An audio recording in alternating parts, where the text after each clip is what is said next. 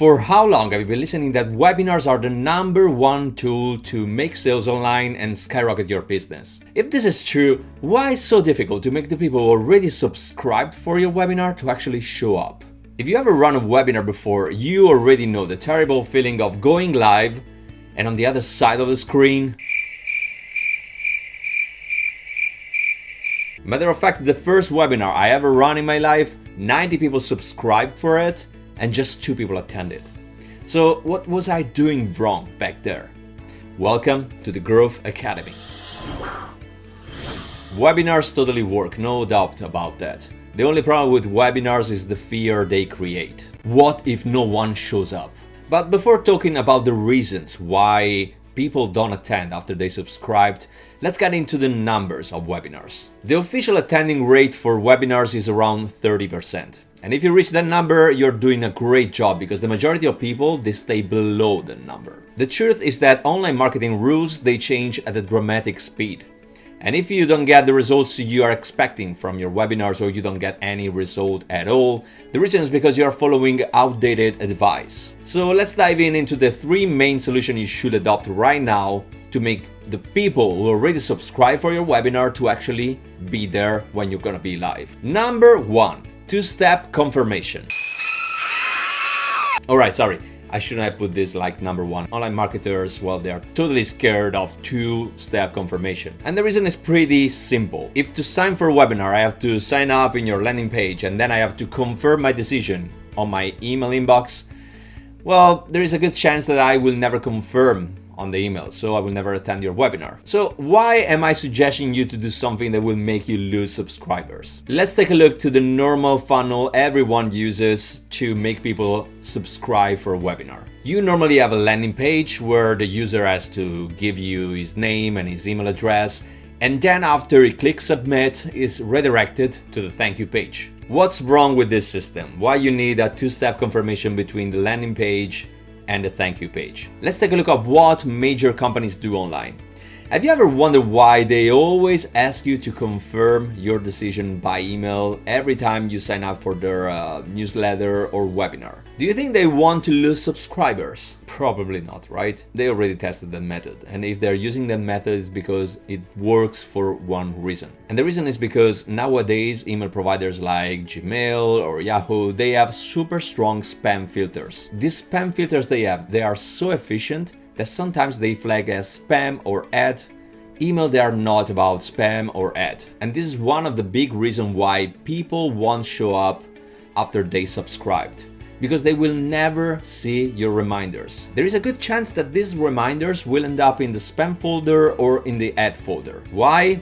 For no reason. And this is where the 2-step confirmation come into play. The best way to avoid these spam filters is to say to the email provider, look, I'm a trustworthy sender. And the best way to reach this result is to make this subscriber open the first email you will send to him and click on a link on that email. That's why in your funnel you have to add an additional page, and this page is called warning page. Warning page takes the place that was of the thank you page before. So when the person subscribes for your webinar, this person ends up in the warning page where you're going to say to this person, look, I just sent you an email, go to your email inbox, click on the link of this email and confirm your seat to the webinar. Otherwise, your seat won't be confirmed. Will you lose some subscribers? Absolutely. Some people won't ever confirm, but the people who will confirm on their email inbox, they will see 100% all the reminders you will send them after the first one. Number 2.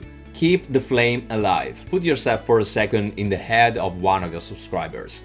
Why they decided to sign up for your webinar? Probably they were scrolling through Facebook or Twitter and they saw your ad or your post about your webinar. Something in that post struck them and they decided to get into your landing page, leave their details and apply for your webinar. That decision of applying to your webinar was the decision of that moment. But the problem is that all the feelings need to be reinforced during the time to stay on the same level. If you won't have any connection with the people who sign up for your webinar in the time between they sign up and your webinar will be live, well, those people will forget the reason why they wanted to apply for your webinar. So you need to reach them, and you need to reach them teaching them something that is related to the webinar that you will have. The best way is to send them a gift, and this gift could be an article, could be an audio, could be a video, but it has to teach something to these people. Your subscribers should think the webinar is not live yet, and this person is already teaching me something, so I want to be on this webinar. Number 3, use different communication channels. Till now, I haven't talked about the thank you page. The thank you page now is the last page that the user will reach after he clicked on the confirmation link you sent by email. How can we use the thank you page to increase the number of people attending to our webinar? Well, there is a way. Before I was talking about emails. Probably you already know that the average opening rate for emails is around 20%. That means that 80% of your emails, they will end up in a black hole.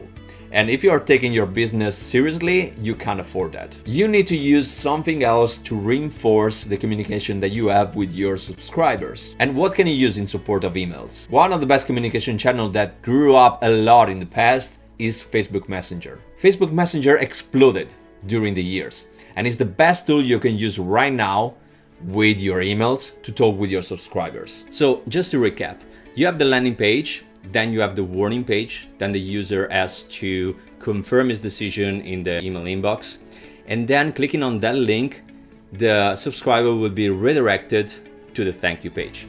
So let's talk about the thank you page. That is the page that will give you the ability to talk with your subscribers even through Messenger. This is one of the thank you pages that I use for my webinars. And as you can see on the left column, I ask a question to my audience. The question obviously is related to the topic of the webinar. You have to understand that people who subscribe for a webinar, they don't want to watch a video for 1 hour or 2 hours. They want to be involved in the conversation. And here I'm creating a connection with them. I ask them a question, and then I say to them, reply to this question clicking on the button below that will open automatically your Facebook Messenger. So you can reply to the question there in Messenger. And after they reply to this question, I will have the chance to text them every time I want. Believe it or not, 43% of the people landing on this page, they clicked on the button and they answer my question. This means that I have 43% of my subscribers that I can reach through email, but at the same time I can reach them through Facebook Messenger. And wait for the best part. I told you that the average open rate for emails is 20%, is around 20%. Now, guess how much is the average open rate for a message on Facebook? 80%. If your subscriber will miss your emails, they will see for sure the messages you're sending on Messenger. The only thing you have to be aware of is the fact that you can't use Facebook Messenger at the same way you're using emails. Facebook Messenger is a lot more intrusive, is a lot more personal. So if you send every single day a new message to your audience, they will unsubscribe. In my case, I use Messenger just to send reminders to the webinar. That's the only way I'm using Messenger to talk with my audience. And at the same time to send them that gift that I told you in step 2. The rule is that you have to use Messenger just when it's really important. But if you don't want to guess how I'm using Facebook Messenger to send reminders for my webinars, I created a PDF that you can download below this video. You will find the link below. And I put in that PDF all the screenshots of the Messenger messages that I'm sending to my subscribers before the webinar will go live. Download the PDF and copy completely what I'm using. Oh, sorry, I forgot. How can I create a list on Messenger? What tool I'm using to create my list and send messages to my audience? I'm using ManyChat. ManyChat is totally simple to use, allows you to create a list in Facebook as the same way of you create an email list.